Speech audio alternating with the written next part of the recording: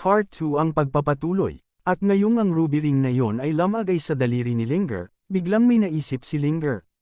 Sabi niya ay IC, alam ni Senior Lee Fan na makikilala ng ruby ring o Zuan Ho ring ang master nito, kaya hindi niya agad ako tinulungan na kunin ito sa aking kapatid. Lumapit si Mo Chening sa likod ni Linger at kinakabahang sinabi sa kanya, Sister Linger, kaya mo pa ba? Sinabi ni Linger kay Chening nang may kumpiyansa, huwag mag-alala. At tungkol naman sa mga plano ni Senior Lee Fan, lalagpasan ko ang Secret Realm o sa madaling tawag ay Secret Level kahit na anong mangyari. Pagkatapos nito, nakita natin ang isang lalaki na sinusubukang basagin ang huling stage o huling circle ng Secret Realm level, ngunit napakahirap para sa kanya na gawin ito. Kaya lumapag na muna siya sa lumilipad na barko nila at sinabi sa Saintess na Saintess, dahil sa mga kapangyarihan ng ilang malalaking sekta, talagang walang posibilidad na buksan ang huling antas ng Magic Circle. Matapos pakinggan ang kanyang mga salita, sinabi sa kanya ng dalaga, hanggat ayos ka lang Elder para sa huling pagsubok, huwag na muna nating ipilit. Iniisip ng lahat ng mga tao sa ibang sekta doon na napakahirap pumasok sa Secret Realm na ito. Ngunit biglang may nagsabing, masyado pang maaga para sabihin yon, kaya lahat ay nagulat pagkatapos marinig ito. At makikita natin si Linger, na sinusubukang sirain ang huling circle na iyon ng Secret Realm. Sinira niya ang huling circle na iyon, at anuman ang kapangyarihan niya, napunta ang kapangyarihan sa kabaong na iyon. Nang makita ito, nagulat ang lahat at sinabi ng matanda, ang pinakamataas na level ng kabaong. Ito ay isang magandang pagkakataon. Kung makukuha ko ang mga lihim na kayamanan sa loob, ang ating Liho sect ay tiyak na uunlad. Buksan ninyo ang daan para makadaan kami sa kabaong. At ang lalaki, nang makita ang lahat ng mga bagay na ito ay nagsabi sa kanila na, huwag kayong lumapit sa kabaong. Nang marinig ito, nagulat din ang matandang master at sinabing, ayon sa unwritten rules na mga alituntunin, ang unang puwersa ng tao na makalusot ay may tsansang pagpipilian. At saka, ito ang huling selyo na aming nabuksan kaya sa amin ito. At paano kung wala kami dito sa harapan para harapin ito? Kaya nyo bang harapin yun ng kayo lang? Ngunit nagalit lang ang lalaki at sinabi sa kanilang lahat, bibigyan ko kayo ng dalawang pagpipilian, mamatay o umalis ngayon din. Matapos makinig sa kanyang mga salita, silang tatlo ay naghanda para makipaglaban. At ang lalaki at babae na yun ay naglabas ng isang bagay at sinabi sa kanila, kung hindi kayo aalis ay huwag niyo akong sisisihin sa gagawin ko. Pagkasabi pa lang nila ay nagalit silang tatlo. Ang sabi ng matanda sa kanila, iyon ang broken spirit na pako at ito ay kayang ikandado ang espiritual na kapangyarihan ng isang cultivator upang ang espiritual na kapangyarihan ng cultivator ay unti-unting magiging bloke ng yelo at tuluyang matutuyo. Napakasamang pamamaraan nito, at sinabi lang ng babae kay Hollinger, ikaw ay higit na mas malakas kaysa sa iyong walang kwentang kapatid, at iginagalang din kita, ngunit hindi ka dapat naririto ngayon. Nagalit si Linger sa babae at sinabi sa kanya, sinasamantala niyo ang ganitong pagkakataon. Kung sisirain ninyo ang plano ni Senior Lee Fan, hindi niya kayo hahayaang makatakas. Ngunit walang pakialam ang babae, at direkta siyang lumapit at hinawakan ang leeg ni Linger at sinabi sa kanya, sinong Senior Lee Fan? Kahit na ang Emperor ay hindi na ako mapipigilan ngayon. Pagkatapos nito, pumunta ang lalaki para buksan ang kabaong at inipon ang kanyang kapangyarihan sa kanyang daliri. Saka inilagay niya ito sa loob ng kabaong na yon, dahilan para magdulot ng isang malaking pagsabog. Nang makita ito, natakot ang babae at nagsimulang lumabas ang dugo sa kanyang bibig. At mula sa loob ng kabaong na yon, may nilalang na sumulpot na lubhang mapanganib. At sa parehong oras, nasaktan din ang Elder sa pagsabog na yon. Pagkatapos ay biglang dinakat ng masamang nilalang na iyon ang Elder, at hiniling ng Elder sa babae na tulungan siya. Nang makita ito, nagulat ang lahat at sinabing, iyon si Emperor Liho. Ano, hindi pa siya patay? Hindi, ito ang Emperor na naging demonyo, at pangalawa lamang sa existence ng Evil God. Ito daw ay ang Demon King. Ngayon ay makikita natin ang Demon King o Evil Emperor na naglalabas ng napakadelikadong enerhiya mula sa kanyang katawan. At ang enerhiyang yun ay direktang papunta sa babae. Pagkatapos ay may pumunta sa lugar na yun at nagsabi sa Evil Emperor, huwag kang maging mayabang ikaw na Diablo. Nandito na ko si Ling Xian mula sa Taiyan Holy Land. Kaya sinabi ng babae sa lalaki, "Kabayan, iligtas mo ako. Ako si Long Ziyin mula sa Long Zhenjiang sect at handa kong isuko ang lahat ng mga treasure ng Secret Realm sa pagkakataong ito." Sinabi ng lalaki sa babae, "Long Zhenjiang, ibigay mo ang lihim na kayamanan at tutulungan kita kaagad." Matapos makinig sa kanilang dalawa, nagalit si Linger at sinabing, "Ang kayamanan mismo ay walang kinalaman sa iyo, Long Ziyin. Bakit mo siya hinayaang kunin ang kayamanan? Kung hindi dahil kay Senior Li Fan." Ngunit bigla silang inatake ng babae at sinabing, "Senior Li Fan, bakit hindi ko nakikita si Senior Li Fan ngayon na dumating para iligtas kayo sa sitwasyong ito? Maswerte lang na na-breakthrough nyo ang Secret Realm level at gusto mong maapektuhan ang pangkalahatang sitwasyon ngayon. Kawalang kwentahan yan. Ang mga kayamanan ng Secret Realm na ito ay hindi kailanman magiging sa inyo." Pagkatapos nito, sinimulan ng lalaki na tipunin ang kanyang kapangyarihan sa kanyang mga daliri at kumuha din ng isang talisman. Direkta niyang iniharap ang talisman patungo sa masamang enerhiyang yun at sinabi, "Ang masasamang espiritu ay nasa lahat ng dako." Mukhang bagong panganak talaga itong halimaw. Pagkatapos ay isang matandang lalaking elder ang dumating sa lugar na yun. Nang makita siya, binati siya ng lalaking si Ling Xian, at nagulat ang babae. Nagtataka niyang sinabi, lumalabas na ang kanyang kamahalan ay pangalawa lamang sa kataas-taasang isa, at ang espadang yun ay ang quasi-fairy sword. Ang matandang lalaki ay humakbang pasulong at sinabing, ang espadang ito ay ang huling espada na mayroon ng Taiyan Immortal bago naging isang immortal. Naglalaman ito ng bakas ng walang kamatayang enerhiya, at isang pagmamalaki ang mamatay sa ilalim ng espadang ito. Ngunit ito ay wala pa ring pagkakaiba para sa Evil Emperor. Lalo lang siyang nagalit at inilabas ang kanyang Evil Dragon. Kasabay nito, ginalaw ng matandang lalaki ang kanyang daliri at inatake ang dragon ng Evil Emperor. Sinabi ng matanda sa lalaking yon, "Hindi mo kailangang mag-alala, bata. Isang pseudo sword para sa bagong Demon Lord ay sapat na." Ngunit may nangyaring hindi inakala ng matanda. Ang masamang enerhiyang yon ay direktang napunta sa matanda at sinimulang sunugin siya. At dahil sa epekto ng masamang enerhiyang yon, ang lalaking si Ling Xian ay nagsimulang magsuka ng dugo. Lumitaw ang Evil Emperor at sinabi ng lahat ng cultivators, kahit ang mga elders ng Taiyan Holy Land ay walang magawa tungkol dito. "Malas, dito na ba tayo mamamatay? Ayokong mamatay dito." Nang makita ito, nagulat ang dalaga at siya ay nadidismayang madaling namatay ang elder na yon. Ngunit pagkatapos ay dumating si Linger sa kanyang harapan. Inilabas niya ang painting na ibinigay ni Li Fan na may seryosong mukha. "Tama ka na hindi ako ang bida sa mundong ito, pero mas alam ko kaysa sa iyo kung sino ang bida." At nang ang Evil Emperor ay tumingin kay Linger, iniisip niya, "Sacred Fire Eye. Sumunod ka sa akin. At dahil minana mo ang aking kapangyarihan, dapat kang maging alipin ko." Sa tulong ng kanyang mga mata, gumawa ang Evil Emperor ng isang bagay na hindi naisip ni Linger. Ang pakiramdam ng kawalan ng pag-asa, ito ay tunay na malakas na kapangyarihan. Ngunit agad na inilabas ni Linger ang painting na ibinigay ni Li Fan, at maraming liwanag ang lumabas mula sa painting na yun na naging sanhi ng pagpatay sa mga masasamang enerhiyang naruroon. Lumitaw din ang isang phoenix mula sa painting na yon, na ikinagulat ng Evil Emperor na nag-iisip, isang kapangyarihang hindi naman nag-e-exist sa mundong ito. "Hindi ako matatalo nito, pupunta ako hanggang sa sulok ng mundo."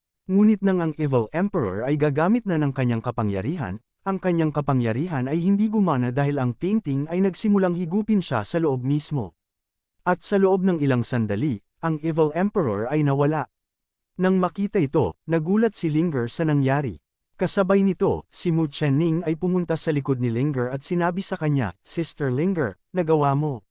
Siguradong gagantimpalaan ka ni Senior Li Fan."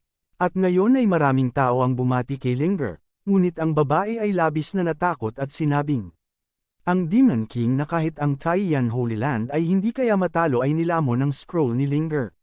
Nahihiya akong sinira ang kanyang practice sa sobrang pagsira ng kanyang spirit at inatake ko rin siya sa mukha." Kaya ang babae ay direktang yumuko at nagsimulang humingi ng tawad kay Linger.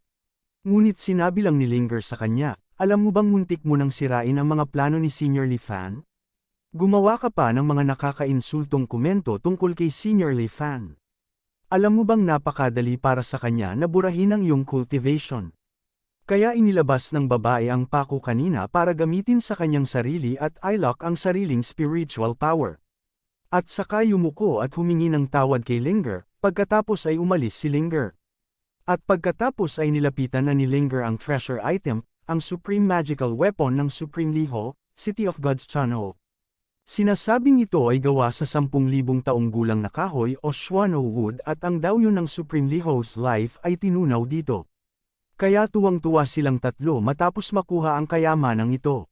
Lumipat ang eksena sa Ho Imperial Palace, kung saan makikita natin ang Emperor King ng Fire Kingdom na ama ni Linger, at pati na rin ang stepmother ni Linger. Galit na sinabi ng stepmother ni Linger sa Emperor, "Kamahalan, malamang na ang hamak na katulong na yon na si Linger ang pumatay kay concubine Shenfei. Dapat kang maghayganti sa taong pumatay kay Shenfei." Ngunit sinabi ng Emperor na baka mamatay ako, dahil may isang taong napakalakas na tumutulong sa kanya.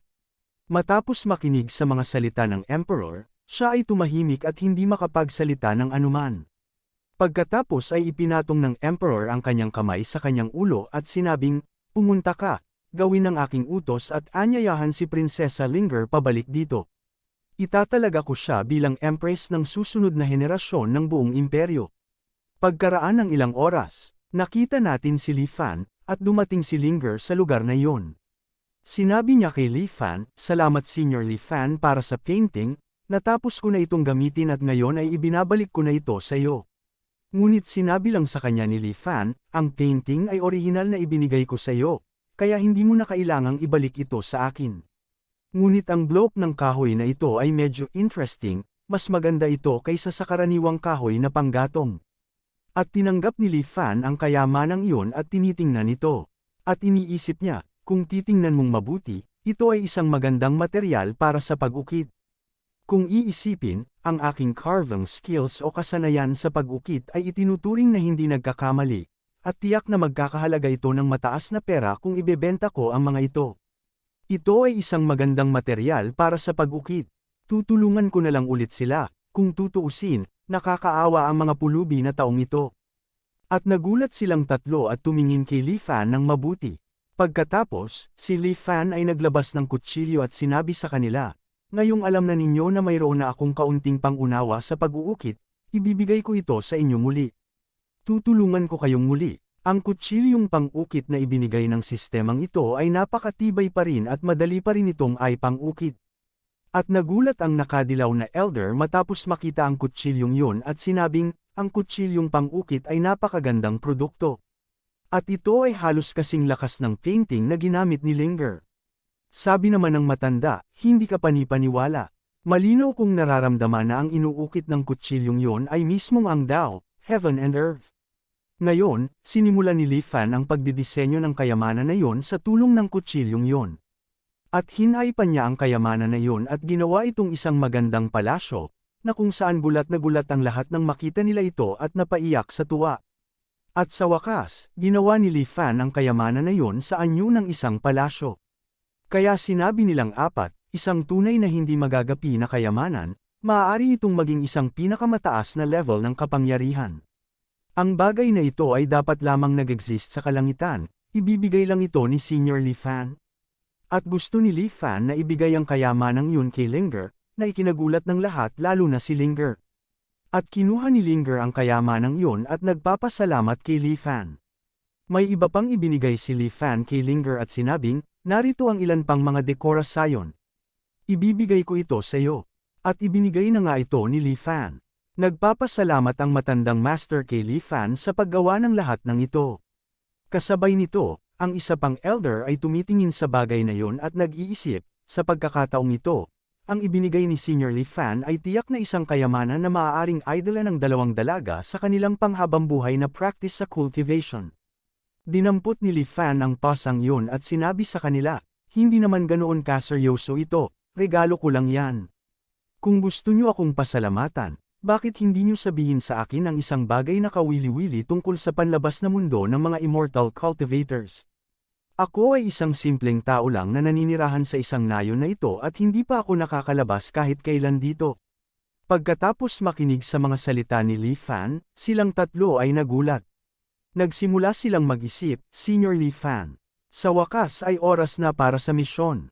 Hinihiling siguro sa atin ni Senior Li Fan na maging mata at tainga niya.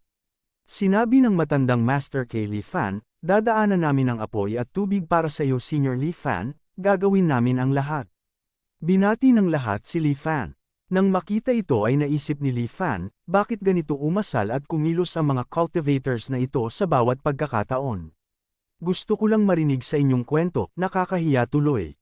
Kaya hiniling na lang ni Li Fan na umalis silang lahat at sinabi sa kanila. Pupunta ako sa bundok para magpinta ngayon. Tumingin si Li Fan sa kanila at naisip, sa kasamaang palad, ang mga mahihirap na katulad nila ay hindi naiisip na maganda ang kanilang ginagawa sa mundo ng immortal cultivation, kaya mas mabuti para sa kanila na pagbutihin na lang ang kanilang cultivation. At saka umalis si Li Fan. Nagsimula na ring umalis ang tatlo, at tinanong ni Mu Qianning si Linger, Sister Linger, ano ang tinitingnan mo? Sinabi ni Linger sa babae, mukhang may crane sa Heavenly Palace na ito. Pagkatapos ay may kakaibang nangyari, at ang palasyo ay nagsimulang maging napakalaki na ikinagulat ng lahat. Nang makita yon, sinabi nila, ito ay marahil ang mga tagubili ni Senior Li Fan, pumasok tayo sa loob at tingnan. Lahat ay pumasok sa loob ng palasyong yun at tuwang-tuwa nang makita ang lugar. Sabi nila, ito ba ang loob ng Heavenly Palace? Dito, ang tunog ng kanyang dakilang daw ay umusbong na may mahabang daw implication, kahit man lang sa antas ng Pure Land level. Sabi ng matanda, mabuti at ito ay maihahambing sa isang banal na bagay, maaari itong malaki o maliit, at ang isang araw ng pagsasanay dito ay nagkakahalaga ng daan-daang taon.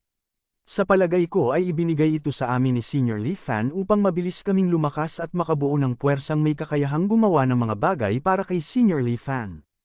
Nakaupo na ngayon si Linger sa lugar na yun at nagsimulang mag-cultivate na nag-iisip, nakakamangha kung gaano ako kabilis magsanay dito. At sa loob lamang ng ilang araw, ang aking domain ay magiging malakas. Pagkatapos ay nakita natin ang isang lalaki na naghahanap kay Linger. Nararamdaman niya ang presensya ni Linger at sa tingin niya ay nasa malapit lang ito. Malakas niyang sinabi, dumating na ang utos ni Emperor Ho. Ikatlong prinsesa, Ho Linger lumabas ka upang tanggapin ang utos ni Emperor Ho. Narinig nilang lahat ang boses ng lalaking yun at medyo nataranta. At muling sabi ng lalaki, nasaan ang ikatlong prinsesa? Ikatlong prinsesa, bilasin mong lumabas para tanggapin ang utos. Nakilala ni Linger ang lalaki at naisip, ito ay ang Golden Armor Commander. Sinabi ng commander sa kanilang lahat, sa utos ni Emperor Ho, ang ikatlong prinsesa ay tinawag upang bumalik kaagad sa Imperial Capital. Kakoronahan ka ni Emperor Ho bilang tagapagmana ng trono. Ikatlong prinsesa, bakit hindi mo na lang tanggapin ang utos at pasalamatan ang Emperor? Sabi ni Linger sa malakas na boses. Tanggapin ang utos. Anong lakas ng loob mo Golden Armor Guard sa harap ng palasyo na maging napakahigpit?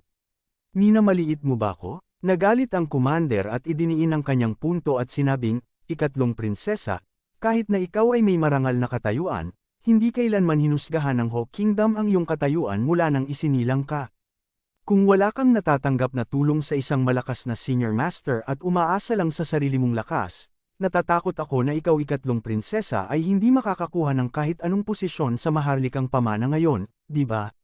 Kahit na commander lang ako ng Golden Armor sa harap ng palasyo, isa pa rin akong magaling na cultivator na isang Cave Void Realm o Cave Void level. Kahit na ang kamahalan na si Emperor Hao, ay hindi kailanman binanggit ang salitang lamang bilang pang-insulto sa akin. Nagsimulang tumawa si Linger matapos makinig sa mga salita ng commander. At si Linger ay nagtanong, ang Cave Void Realm ay tila hindi ba naabot? Direktang lumapit si Linger sa likod ng commander, at hindi ito napansin ng Condor kaagad. At umatake bigla ang commander kay Linger, ngunit madali itong pinatay ni Linger at nagsimulang tumawa, na nagsasabing, ngayon, oras na para ipaghiganti ko ang pagkamatay ng aking ina. Naging masaya si Mu Qianning pagkatapos makita ang kapangyarihan ni Linger at sinabing, Sister Linger, napakalakas mo na ngayon. Maging ang Void Cave Realm na antas ng cultivator na yon ay madali mo lang na napatay. Sinabi ni Linger sa kanila, walang awa si Emperor Ho. Sa pagkakataong ito, parang pinapasa na niya sa akin ang trono niya, pero actually, siguradong may pinaplano yon na hindi maganda. Plano ko ring samantalahin ang pagkakataong ito para patayin siya ng buo at gawing available ang buong Ho Kingdom para kay Senior Li Fan. Iniisip rin ni Linger na, panahon na para gawin ito. Oras na rin para ibigay ang unang puwersa para kay Senior Li Fan. Sa kabilang banda, galit na galit ang stepmother ni Linger at sinabi sa Emperor, paano nang ahas ang mga miyembro lamang ng Liho sect na gusto kang patayin kamahalan? Nagalit ang Emperor at sinabing, kung sa tingin ninyo ay mayroon kayong proteksyon ng isang napakalakas na senior master, subukan natin. Ang Emperor ay nakaupo sa kanyang trono nang dumating ang isang kinakabahang sundalo at sinabi sa Emperor, nakapasok na sa palasyo ang ikatlong prinsesa, at hindi ko na ito mapigilan kamahalan. Nang marinig ito, ang Emperor ay naging lubhang kinakabahan. Sinabi sa kanya ng kanyang tagapayo, hindi pa huli ang lahat kamahalan, maaari ka pang makaalis dito. Sinabi ng asawa ng Emperor, kamahalan, mangyaring gumawa ng isang bagay upang patayin ang babaeng iyon. Kahit na si Linger ay biniyayaan ng dakilang kapangyarihan. Ikaw kamahalan ay nasa yugto ng Mahayana stage level ng cultivation, kaya madali mo itong mapapatay. Malungkot na sinabi ng Emperor, invincible immortal power. Ikinalulungkot kong sabihin na lahat ng ating sundalong militar, sa kasamaang palad.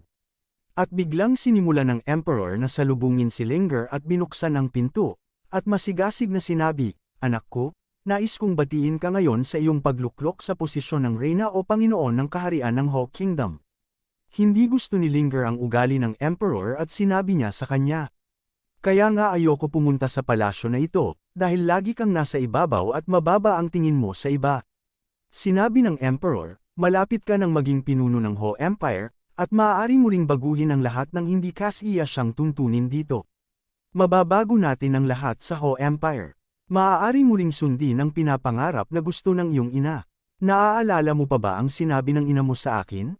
At nang pinag-usapan ng Emperor ang tungkol sa ina ni Linger, nagalit si Linger ng husto at sinabihan siyang tumahimik.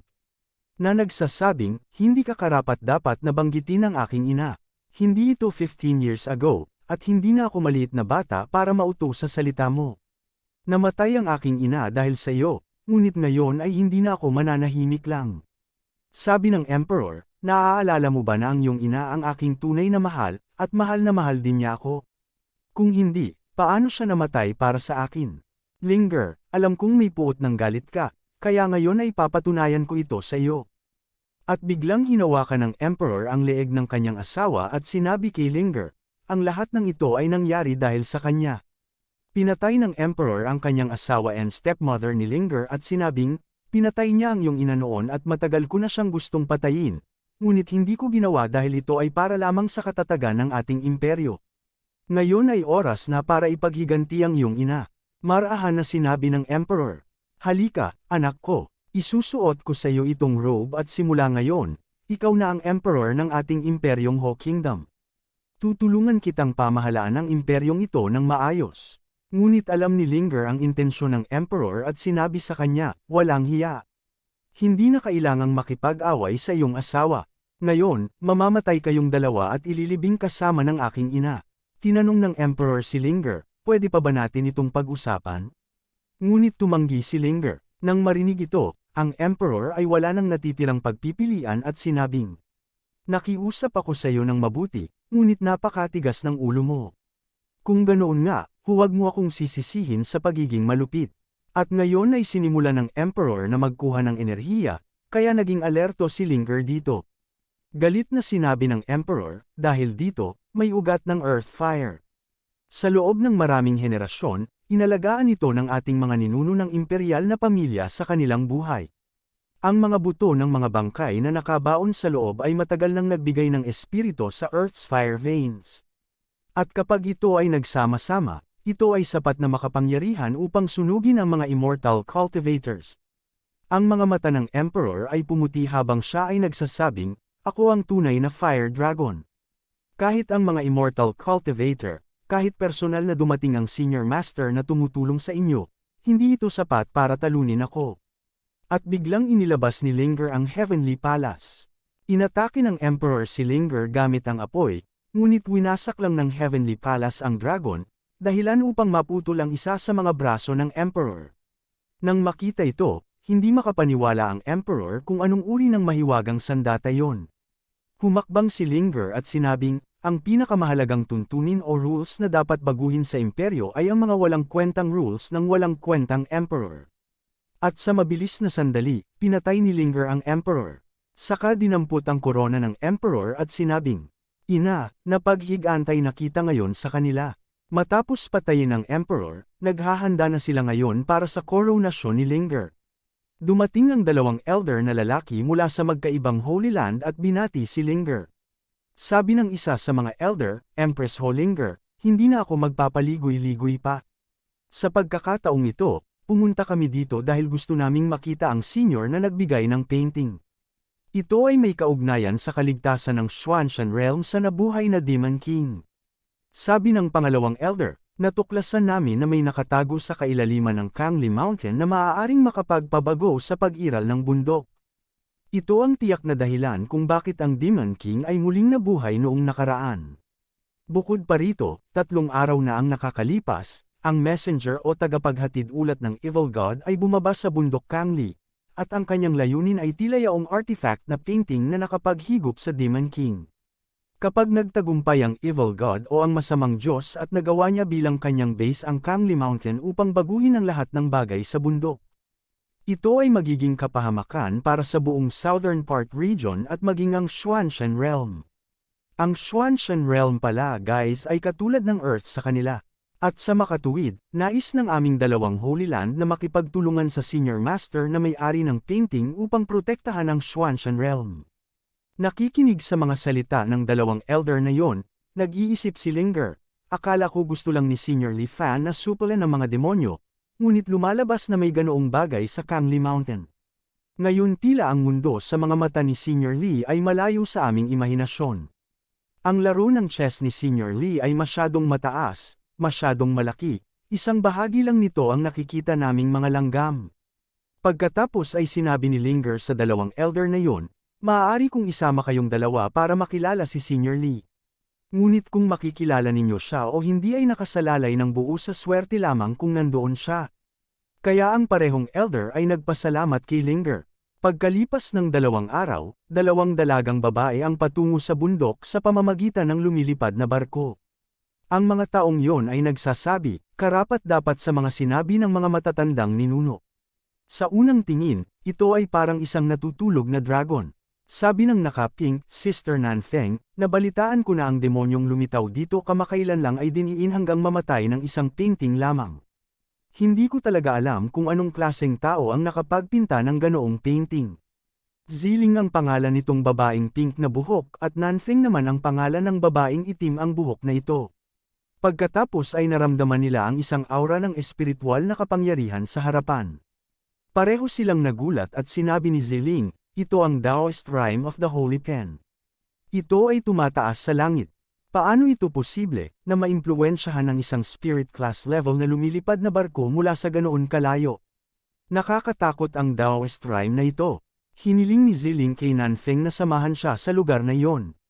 Ngunit sinabi ni Nanfeng sa kanya, may tiwala ako sa iyong pangunawa sa mga Dao painting, ngunit kung talagang mayroong isang Supreme Master painting, masyadong mapanganib na pumunta tayo doon nang hindi naghahanda. At kung tutuusin, ang Kangli Mountains ay puno ng mga panganib, kaya't hindi mahalaga kung dito ay may malalakas na aura. Espiritong bangka, lumipad ng mababa at huwag maging bastos sa mga nilalang na nasa harapan mo, okay? Napakaraming hindi natin alam tungkol dito sa sinag ng liwanag na aura. Ziling, sigurado ka bang gusto mong sumama? Nagulat si Ziling at sinabing, Sister, sa paglapit pa lang sa aura, ay automatic nagagana ang secret method ng pagpainting sa katawan ko. Ito ang pagtawag ng Dao. Kung pwede lang sana akong umakyat doon at makita sa isang tingin lang, mamamatay na ako ng walang pagsisisi. Nice, tingnan natin. Sa sumunod, nakita natin si Li Fan na nagpipinta ng mga bundok. At sa likod ay parehong lihim na pinagmamasdan ng mga babae si Li Fan habang siya ay nagpipinta at iniisip nila, ito ay isang tunay na saint painting. Ang tao na yon at ang Dao Shi o sa mas madaling salita ay Dao nito ay iisa. Ang bawat hagod niya ay tagadala ng Great Dao ng Heaven and Earth. Anong uri ng figure ang nagpinta nito? Kahit na tingnan natin ang mga painting na iniwan ng mga sekta noong nagpinta ang mga sinaunang ninuno, hindi yun nakakagulat hindi tulad nito. Inilagay ni Li Fan ang kanyang pirma sa kanyang painting at kasabay nito, inilagay rin ng pusa ang pirma o marka nito gamit ang mga paa nito. Nang makita ito, natuwa si Li Fan at sinabing, napakatalino mo at marunong kang maglagay ng mga selyo. Pagkatapos ay may naramdaman si Li Fan at naisip, nakakainis. Bakit biglang may lumitaw na dalawang magagandang babae? Nako, ang kaenggotan ng pagyakap ko sa pusa at nakita ng iba ay nakakahiya. Tinanong sila ni Li Fan, sino kayong dalawa? Sabi ni Nanfeng, Senior, ang pangalan ko ay Nanfeng at ito ang aking kapatid na si Ziling. Napadaan kami sa lugar na ito at naintriga kami sa mga painting ng Senior, kaya hindi namin napigilan na puntahan at makita ito. Nakinig sa mga salita ni Nanfeng, naisip ni Li Fan, ang dalawang dalagang babae ay dumating upang umakyat sa bundok na may mga painting board sa kanilang likuran. Siguro sila ay mga art students na pumunta dito upang gumawa ng mga paintings. Siguro sila ay humanga sa aking mahusay na kasanayan sa pagpainting kaya karapat-dapat nila akong tawaging senior. Sinabi ni Li Fan sa kanilang dalawa, ganun ba at pareho rin tayo ng linya ng trabaho? Tadhana pala ito, at sinabi ni Ziling kay Li Fan, maaari ko bang makita ang painting na yung ginawa ng mas malapit? Kaya galit na sabi ni Nanfeng, bakit ka nagtatanong ng ganyan? Kaya sinabi ni Nanfeng kay Li Fan, ang aking kapatid na babae ay hindi kasali sa mga masasamang gawain sa mundo. Pakiusap Senior, patawarin mo siya kung siya ay nang ahas na magtanong. At iniisip ni Nanfeng sa kanyang isip na, napakaengot ni Ziling, dahil si Senior ay isang hindi maarok na dakilang nilalang. Bukod dito, tiyak na naglalaman ng daw ang kanyang mga painting at itinuturing na pinakadakilang kayamanan. At bakit naman ipapakita ni Senior ang kanyang painting sa atin? At nang makita ni Nanfeng ang painting na yon, labis siyang nag-enjoy dito.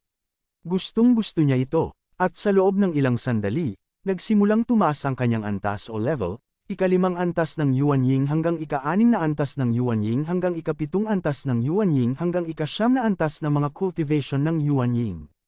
Nakaramdam ng matinding lakas si Nanfeng sa kanyang sarili at sinabing, napakalaking pagpapala ito. O Diyos ko, kung hindi siya mismo ang pumasok sa Kangli Mountain na yon, paano niya ito naipinta ng napakalakas? Hindi kaya ang senior na ito? Iniisip din ni Nanfeng, sinasabi na mayroong isang immortal platform na nakatago sa Kangli Mountains, at mula noong sinaunang panahon pa, ang mga taong tumuntong sa kailaliman ng Kangli Mountains ay makakaangat sa immortal realm o di kaya ay mamamatay. Wala ring pabalik mula sa immortal na platform ng mga kapanahunan. Kung hindi naman dahil sa muling pagpapakita ng tatlong immortal, sino ang may ganoong kasanayan? Itong senior ba? Iniisip naman ni Li Fan, sulit na makakuha ng dalawang tagahanga ng magkasabay, ngunit masyadong mapanganib para sa dalawang dalaga na nasa bundok sa ganitong oras. Nagpapasalamat naman si Ziling kay Li Fan sa pagpapahintulot sa kanya na makita ang painting na yon. At sinabi ni Li Fan, hindi mo kailangang maging magalang. Umubo, sinabi ni Li Fan sa kanila, dumidilim na, at nasa panganib kayong dalawa kung mananatili kayo rito. Walang ibang lugar dito, kaya kung gusto nyo ay maaari muna kayong sumama sa akin sa nayon kasama ko. Parehong naging masaya ang dalawang dalaga pagkatapos makinig sa mga salita ni Li Fan at sinabi, maaari ba talaga kaming sumunod sa iyo? Pagkatapos nito, makikita natin na may madilim na makakapal na ulap sa ibabaw ng nayon na yon at nangyayari rin ang kidlat. At dalawang demonyo ang dumating sa lugar na yon na masama. Sinabi ng isa sa mga demonyo, dahil tayo ay mga mensahero ng Evil God, dapat nating alisin ang lahat ng mga hadlang para sa Evil God. Ang lugar na ito ay ang Forbidden Place, walang espesyal na aura dito. At ang pangalawang demonyo ay nagsabi, dapat tayong bumaba. Ngayon ang dalawang demonyong yon ay mabilis na bumaba. Sa sandaling makarating sa lupa ang mga demonyong yon, may naramdaman sila. Ang una sa kanila, ang demonyo ay nagsabi, napakalakas ng lupain na ito. Napakalakas na mahirap para sa ating Knight General na makalapit. Ang pangalawang demonyo ay nagsabi, mas nakakatakot pa ito kaysa sa saradong pag-urong ng Panginoon. Ngunit pagkatapos, dahil sa panggigipit ng kapangyarihang naririto sa lugar, ang unang demonyo ay lumubog sa lupa at nagsabing, tayo ay Supreme Being, bakit hindi tayo makapasok dito? 10 hakbang na lang eh. Mukhang ito na ang limitasyon. Tumingin ang demonyo sa bahay ni Li Fan at nagsabi, anong klaseng lugar ito? Kahit anong pilit ko ay hindi ko magawang makalapit. Dapat natin itong makita. Ang ganiyong nilalang na nagtatago dito ay napakalaking banta sa ating evil god. Nagalit siya at sinabing, kahit masunog ang aking demonyong kaluluwa, mananatili akong susubukang makapasok. Pareho silang nagsimulang pataasin ng husto ang kanilang kapangyarihan, at mabilis na pumunta patungo sa bahay ni Li Fan. Ang isa pang demonyo ay nagsabi, kahit nasunugin ko ang aking demonyong kaluluwa, papasok ako dito. Ito ay worth it na mamatay upang ibalik ang mga bagay na naiwan sa isang sulyap sa evil god. Sa sandaling marating nilang dalawa ang lugar na yon, isang napakaliwanag na liwanag ang lumitaw mula sa harapan, at isang kuko ang lumabas mula sa lugar na iyon na mukhang napakadelikado. At ilang sandali lang, nakita natin ang mga buto ng dalawang demonyong iyon na nakahandusay sa lugar na iyon. Ang ilang mga tao ay mabilis na lumilipad patungo sa nayon na iyon. At ang isang elder ay nagsasabi sa kanila, ang salamin na ito ay nakadarama ng mga halimaw na libu-libong milya ang layo. Ang mensahero ng evil god, natatakot ako na nakarati na ang mga iyon sa tirahan ng senior master na iyon. Sabi ng isa pang elder, dapat tayong pumunta ng mabilis. Ang unang elder ay nagsabi, huli na ang lahat.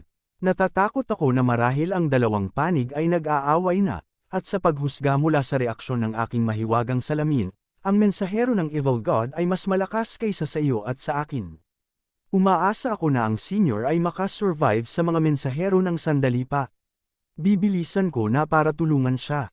Lahat sila ay mabilis na nakarating sa nayon, at ang elder ay nagsasabi sa kanila, ang aking mahiwagang salamin ay nagpapakita na ang mensahero ng evil god ay dumating dito, at nagkaroon ng pagsabog na kasing lakas ng immortal level na kapangyarihan ng demonyo dito.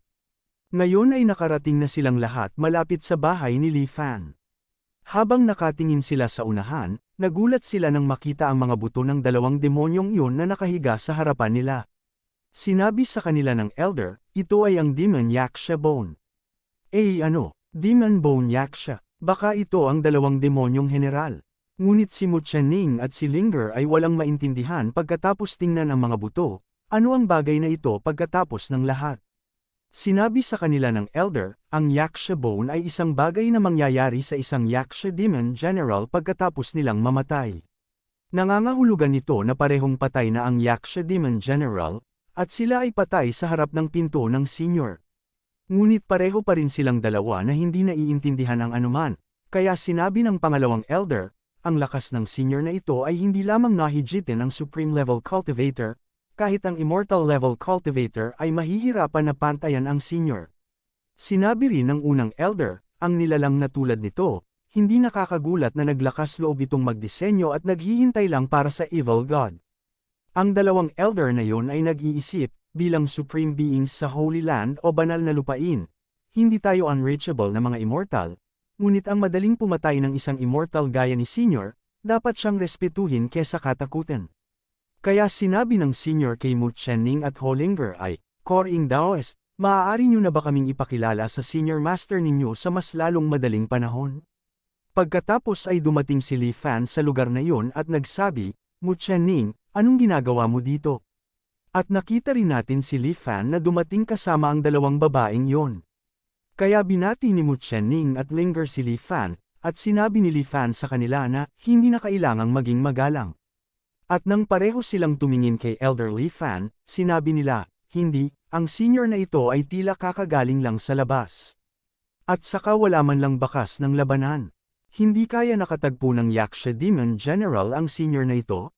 Kaya paano sila namatay sa harap ng pintuan ng senior? Ngunit nagalit si Li Fan nang makita niya ang mga buto ng dalawang demonyong yon. Sinimulan niyang linisin ang mga buto ng mga demonyong yon at sinabing, sino ang naglagay ng basurang ito dito? Hindi ba kayo marunong maglagay ng basura sa basurahan? Nasa harap mismo ng aking pintuan ang basurahan. Nililinis ni Li Fan ang mga buto ng dalawang demonyong yon. Nang makita ito, parehong nagulat ang elder at naisip, basura. Basura ang turing ng senior na ito sa immortal level na Yaksha Demon General. Pagkatapos ay binati ng dalawang elder si Li Fan ngunit nalilito lang si Li Fan at sinabing, sino ang dalawang elder na ito? Tinanong ni Li Fan ang dalawang elder, ano ang ginagawa ninyong lahat sa lugar na ito? Iniisip ni Nanfeng na ang dalawang elder na ito ay mula sa pinakamataas na Holy Land o banal na lupain. Pagkatapos ay sinabi ng pangalawang elder, Senior, ang Great Dao Sun Map painting na iyong ginawa ay isang makapangyarihang sining sa Southern Region. Alam ng lahat ang tungkol dito, at pumunta kami rito upang makilala ka.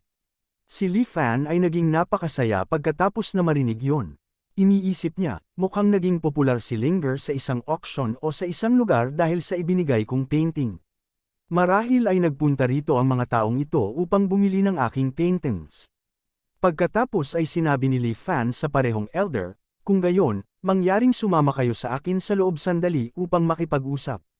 Parehong sinabi ng elder kay Li Fan, pakiusap senior, pumasok ka muna dahil hindi kami mangangahas na pumasok bago ikaw. Nakinig sa kanilang dalawa, si Li Fan ay nag-iisip, ang dalawang ito ay napakagalang. Kaya nauna si Li Fan at nagsabi, mukhang medyo malakas ang hangin ngayon. Pagkatapos makinig kay Li Fan, naisip ng pangalawang elder, medyo malakas ang hangin. May sinasabi ba si senior? Pagpasok pa lang ng dalawang elder na yun sa loob, nakaramdam sila ng matinding pressure. Nang maramdaman ito, pareho silang nagulat at pareho silang nag-iisip, napakalakas ng lupain na ito. Nakakatakot, buti na lang at sumunod tayo sa likod ni Senior Li Fan, dahil kung tayo ay naunang pumasok, mamamatay tayo nang wala man lang libingan. Ang lupain dito ay nagbigay sa akin ng pakiramdam na ito ay mas nakakatakot pa kaysa sa immortal level na sect protection formation ng Taiyan Holy Land. Ang unang elder pagkatapos ay nagsimulang umubo, at ang pangalawang elder ay nagsabi, bakit nararamdaman ko na ang dalawang Yaksha Demon General na yun ay marahil ay napatay lang sila ng lupain dito. Sa sandaling pumasok silang dalawa sa loob at makita ang loob, nagulat sila at sinabing, yan ba ay flat pitch ba yun? Talaga, hindi ba ang flat pitch ay isang sagradong relic na tumutubo sa immortal realm? Nang makita nilang dalawa ang punong yon, laking gulat nila nang makitang maraming enerhiya ang lumalabas mula sa loob ng punong yon. Nang makita ang enerhiyang yon, ang isang elder ay nawala ng malay. Pagkatapos ay pinaupo ni Li Fan ang dalawang elder na yon, at pumasok siya sa loob ng kanyang bahay. Ang pangalawang elder ay nagsabi, isang sulyap lang ay halos mayayanig na ang aking pundasyon ng to. Ang flat pitch na ito ay tunay na isang banal na prutas sa immortal realm. Ang unang elder ay nagsabi, hindi ako mas mahusay at talagang nakakatakot. Ang flat pitch tree na ito ay malamang na mayroon na ding espiritu. Pagkatapos ay gumawa si Li Fan ng tsaa at dinala ito, nang makita ito ni Mu Chenning at ni Linger ay naging masaya sila. Binigyan sila ni Li Fan ng tsaa, at tumingin sa tsaa na yon, ang isa pang elder ay nag-iisip, ang pinakamalakas na tao tulad ni Senior Li Fan ay nag-alok talaga sa amin ng tsaa. Medyo kumalma ang dalawang elder matapos makita si Mu Chenning na umiinom ng tsaa. Pagkatapos nito, ang unang elder ay umiinom ng tsaa, at maraming espiritual na enerhiya ang lumalabas mula sa tsaa na iyon na naging dahilan para maraming enerhiya rin ang nagsimulang damaloy sa loob nila. Matapos inumin ang tsaa na iyon, pareho silang naging napakasaya at nagsabing, fellow Daoist, ito ang panuntunan. Ito ay isang fragment ng panuntunan. Ang ating Supreme Realm level cultivation ay ginagawang perpekto. Pagkatapos inumin ang tsaang yon, ang mga elder ay nagsimulang umiyak at nagsabi, ang ating 100 taon ng pagdurusa ay isang hakbang sa unahan ngayon. 1,000 layag sa gilid ng lumulubog na barko at 1,000 puno sa harap ng may sakit na puno. Nang makitang napakasaya ng dalawang elder na yon, nagulat si Nanfeng at nagtanong, ano ang nangyayari sa dalawang ito? Kaya parehong nagpasalamat ang elder kay Li Fan para sa kanyang kabaitan, at sinabi ni Li Fan sa kanilang dalawa, hindi na kailangang maging masyadong formal. Ang pagkikita natin ay kapalaran at higit pa rito. Lahat tayo ay nasa iisang bangka. Sabi ni Li Fan habang inilalabas ang painting mula sa kanyang likuran, ito ang gawain ngayon, at malayo ang narating ninyo para makita lang ito, kaya tingnan natin ito. Kasabay nito ay iniisip ni Li Fan, ipapakita ko ang kahalagahan ng painting na ito at ibebenta ito sa magandang presyo. Si Li Fan habang binubuksan ang painting ay nagsabi, dapat tingnan itong mabuti ng lahat. Ang lahat ay naghanda upang makita ang painting, at sinabi ni Li Fan, ginawa ko ang painting na ito ngayong araw. At sa sandaling binuksan ni Li Fan ang painting na yon, napakaganda nito. Nang makita ng dalawang elder ang painting na yon, laking gulat nila. Yumuko sila pagkatapos tingnan ang painting na yon at sinabing, ito ba? Ito ba ang buong view ng Kangli Mountain Range? Sa isang sulyap, ang buong Kangli Mountain Range ay napinta na parang buhay, at ang potensyal nito ay naipapakita sa lahat ng kaluwalhatian nito. Ang painting na ito ay hindi mabibili ng salapi. Parehong nag-iisip ang mga elder, mukhang matagal nang alam at na-predict na ni Senior Li Fan na tayo ay darating, kaya inihanda na niya ang painting na ito. Wala pang nakakalabas ng buhay pagkatapos pumasok sa Kangli Mountain, at ang painting na ito ay tiyak na ginawa sa pamamagitan ng pagsubaybay sa buong bulubundukin doon. Nakalabas si Senior Li Fan sa Kangli Mountain Range na yun ng buong buhay. Si Li Fan, nang makita ang dalawang elder na ganito ang reaksyon ay nag-isip. Sa paghuhusga mula sa kanilang mga ekspresyon at reaksyon, marahil sila ay nasiyahan sa painting na ito. Hindi nila kaagad mapag-usapan ang presyo at natatakot siguro sila na ang alok nilang presyo ay hindi ko magustuhan. Nilapitan ni Li Fan ang dalawang elder at tinanong sila, gusto nyo ba ito? Ang pangalawang elder ay nagsabi, sa painting na ito, tiyak na makakatulong ito sa amin na patatagin ang malaking krisis. Matapos pakinggan ang elder na yon, naisip ni Li Fan, isang malaking krisis. Nagbukas kaya ang dalawang elder na ito ng painting at calligraphy shop. Mukhang nasa panganib ang negosyo ng dalawang ito kaya kailangan nila ng tunay na kayamanan para makabawi. Pagkatapos ay binigay ni Li Fan ang painting na yon sa kanilang dalawa. Ang dalawang elder na yon na kumuha ng painting ay nagsabi, mukhang sinadya ni Senior Li Fan na iregalo sa atin ang painting na ito para may magawa ba tayo? Dahil may utos ang senior, siguro ay mayroong layunin. Aasikasuhin natin ito. Nakikinig sa dalawang elder na yon, naisip ni Li Fan, kinuha nilang dalawa ang painting na ito at hindi binayaran o nagtanong man lang ng presyo, medyo makakapal ang mukha nito. Si Li Fan na iniangat ang kanyang kamay ay nagsabi sa elder, magbayad dito sa isa kong kamay, at ibibigay ko ang painting sa kabila kong kamay at bawal credit. Pagkatapos makinig kay Li Fan, ang mga elder ay lumayo ng kaunti at nag-uusap sa isa't isa. Sabi ng unang elder, talagang ayaw ni Senior Li na masangkot sa karma. Sabi ng pangalawang elder, oo, dahil kapag mas nakakatakot ang isang tao, mas nag-aalala ito tungkol sa karma. Ang Kangli Mountains ay isang komplikadong lugar para sa karma, kaya talagang ayaw ni Senior Li Fan na maugnay dito. Kaya naman kailangan niya ang bagay na tinatawag na pera.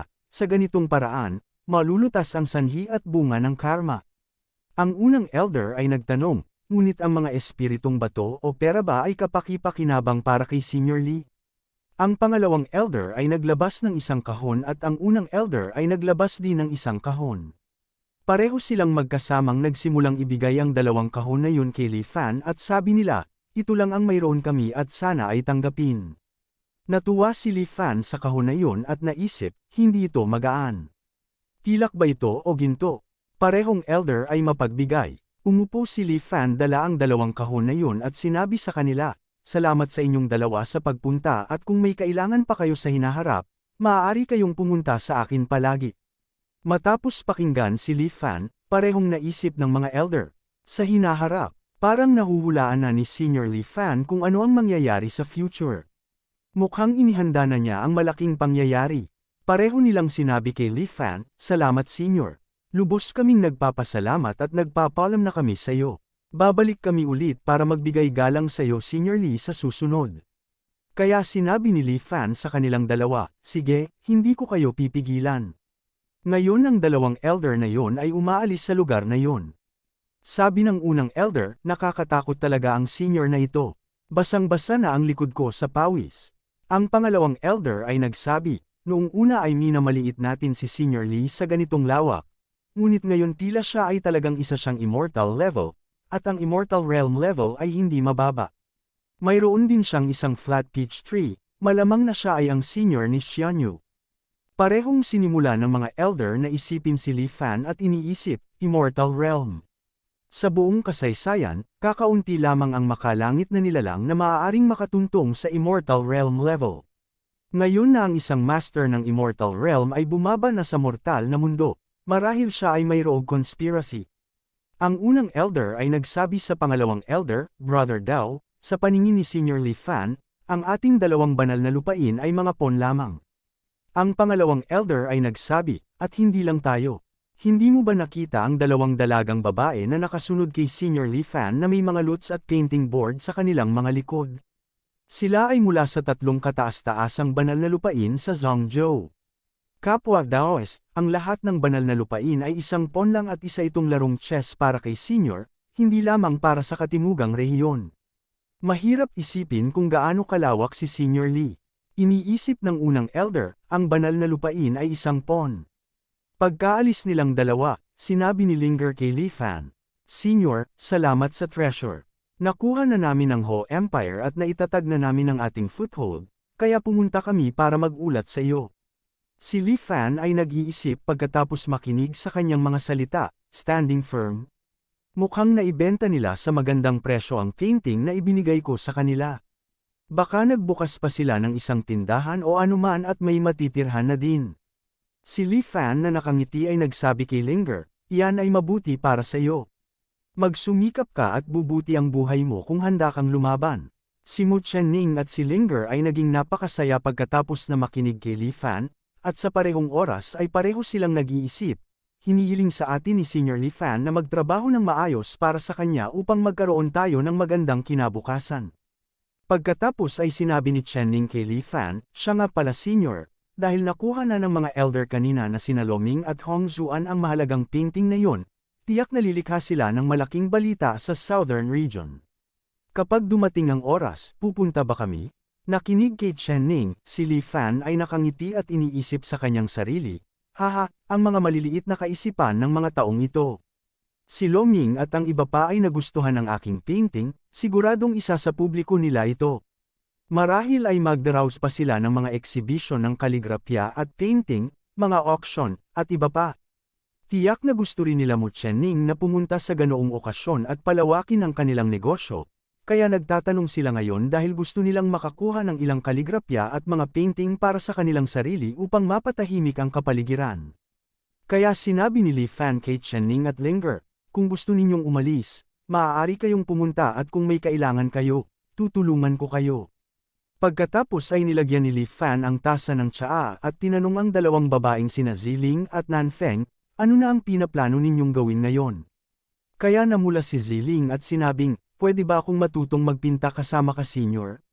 Ngunit nagalit si Nanfeng matapos marinig ang mga sinabi ni Ziling at sinabi sa kanya, Ziling, ang lakas ng loob mo.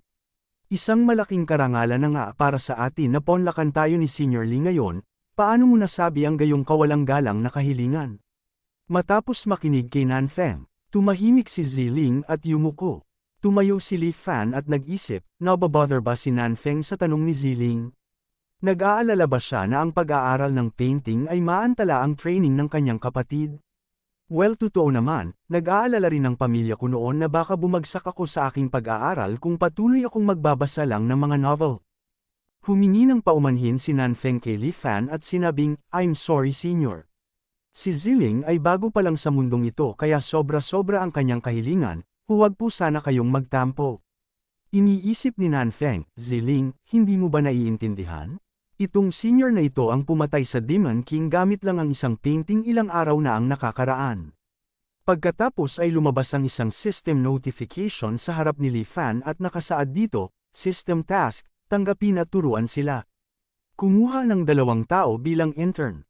Medyo nagulat rin si Li Fan matapos makita ang system notification. At si Li Fan ay tumingin sa system task at sinabing, maaari ba akong tumanggi? Ngunit kung talagang maantala ang kanilang pag-aaral, subukan nga natin. Umubo si Li Fan at sinabi sa kanilang dalawa, sa tingin ko, ang pag-aaral ng mga kasanayan tulad ng musika at pagpipinta sa labas ng oras ng pag-aaral ay isang magandang bagay. Kung kaya ninyong dalawa, gusto kong tanggapin kayong dalawa bilang mga disipulo. Nagulat si Nanfeng matapos marinig ang mga salita ni Li Fan at sinabing, Senior, ang sinasabi mo ba ay tatanggapin mo kaming dalawa? Tuwang-tuwa si Ziling nang marinig niya ito. Tinanong muli ni Li Fan, Nanfeng, ayaw mo ba? Napayuko si Nanfeng at sinabing, sorry Senior. Hindi naman sa ayaw ko, pero nagsasanay kasi ako kung paano tumugtog ng instrumentong lute o harp habang ikaw naman senior ay bihasa sa pagpipinta. Nakinig kay Nanfeng, naisip ni Li Fan, ang babae na ito ay nag-aalala na ang kanyang major ay hindi tama. Nakangiti niyang sinabi kay Nanfeng, "Maaari mo bang patugtugin ang iyong lute para marinig ko?" Kaya ngayon ay pinatugtog ni Nanfeng ang kanyang lute, at napakahusay na pinapatugtog ni Nanfeng ito. Habang nakikinig kay Nanfeng, naisip ni Li Fan, ang babaeng ito ay may kaunting kakayahan sa pagtugtog ng harp, ngunit mayroon pa rin siyang mga pagkukulang. Naging masaya si Ziling nang marinig ang pagtugtog ni Nanfeng at sinabing, "Napakagaling mong magpatugtog." Ngunit sinabi ni Li Fan sa kanya, "Hindi masama ang iyong pundasyon, ngunit masyado kang naka-attach sa iyong mga daliri. Nasisira mo ang espiritu para sa kapakanan ng pamamaraan, at iyon ay isang malaking pagkakamali. Gagamitin ko ang iyong lute sa pagtugtog." Pagkatapos makinig kay Li Fan, iniisip ni Nanfeng, hindi lang marunong magpinta si senior, kundi pati na rin tumugtog ng lute. Kaya sinabi ni Nanfeng kay Li Fan, "Noong ako ay nasa banal na lupain ng Sanjo, sinabi ng aking master na hindi ako magaling sa pag-strum o pagpitik ng lute. Kaya dapat ko daw patuloy na palakasin ang aking pag-strum." Bakit sinabi ni Senior Li Fan na masyado akong naka-attach sa pag-strum ng lute? Uminom si Li Fan ng tsaa at sinabing, "Great dexterity, heavy sword." Pakinggan ang awit kong ito. At nagpatugtog si Li Fan ng isang kanta na napakamalambing. Nagulat si Nanfeng pagkatapos marinig ito at nagsimulang isipin ang kanta, na iniisip, napaka-smooth. Ito ang pakiramdam ng enlightenment. Nagpatugtog si Li Fan ng isang kanta na nakakadurog ng aking puso. Ang "Where Can I Find My Soulmate" na kanta. Matapos pakinggan ang kantang yon, nagsimulang tumulo ang mga luha mula sa mga mata ni Nanfeng at masayang sinabi, "Sa kantang ito, ako ay mamamatay ng walang pagsisisi." At tinanong ni Li Fan si Nanfeng, "Ngayon, pwede na ba kitang maging disipulo?" Parehong sina Nanfeng at Ziling ay sumang-ayon, at sa gayon ay natapos na rin ang system task ni Li Fan. At sinabi ni Li Fan sa kanila, "Kayong dalawa, manatili muna kayo dito." Kaya nagpasalamat sina Ziling at Nanfeng kay Li Fan. Si Li Fan ay nagsimulang umalis at nag-isip, ito ay isang hakbang na mas malapit na sa pagiging isang cultivator, at matatapos ko na rin ang system task na yon. Talagang hindi ko alam kung gaano katagal bago ako maging isang cultivator. Marahil ako ay nakatadhana na maging isang ordinaryong tao lang. Akala ng ating bida ay isang ordinaryong tao lang siya pero hindi niya lang alam. Pagkatapos nito, ipinakita sa ating ang isang eksena mula sa ibang lokasyon. At ang lugar na ito ay ang Taiyan Holy Land. Makikita natin ang dalawang elder kanina na papalapit, at dalawang master ang dumating sa harap nila. Ang unang master ay ang Taiyan Holy Land Master Spiritual Supreme, at ang pangalawang master ay ang Ziyang Holy Land Master Yuanyang Supreme. Ang unang master ay nagsabi, sa pagtingin sa Dao painting na ito, naiintindihan ko na kung bakit ang Kangli Mountain ay isang ipinagbabawal na lugar o forbidden land. Mukhang ang senior na gumawa ng painting ay talagang isang makapangyarihang immortal na nandito sa lower realm. Ang pangalawang master ay nagsabi, "Tama, at kung titingnan mula sa Dao painting na ito, ang Kangli Mountains na ito ay isang napakagandang immortal formation. 10,000 bundok ang pinagsama-sama upang bumuo ng isang dragon. Napakaganda, isang hindi kapani-paniwalang formation. Natatakot ako na ang senior na yon ay nagpaplanong tuklasin ang buong Kangli Mountain Range." Ngunit ang senior na ito ay nagbibigay pa ng mga Dao paintings. Ano ba talaga ang gusto niyang gawin? Pagkatapos makinig sa kanilang dalawa, ang pangalawang elder ay nagsabi sa kanila, "Dalawang kagalang-galang na mga Holy Master, sa aking pananaw, ang senior na ito ay talagang nagka-calculate dahil ibinigay niya sa amin ang painting na ito na maaaring mapa, at tiyak na ito ay dahil para mapadali ang paggalugad sa Kangli Mountains. Nangangahulugan din ito na ang malalaking pagbabago sa Kangli Mountains ay malamang na mangyayari." Pagkatapos ay tumakbo ang isang sundalo patungo sa lugar na iyon at kinakabahang nagsabi, "Sa Kangli Mountains, ang lupa ay nagbitak at lumitaw ang mga halimaw. May lumabas na mga bagay na hindi na-detect. At makikita natin ang isang mapanganib na dragon na lumalabas sa bundok, at maraming kulog ang bumabagsak sa lugar na iyon." Kahit na ang pusa ay natakot pagkatapos makita ang kulog na iyon. Kasabay nito, nagising si Li Fan matapos marinig ang tunog ng kulog at sinabi sa kanyang pagtulog, bakit may dumadagundong na tunog? Uulan ba?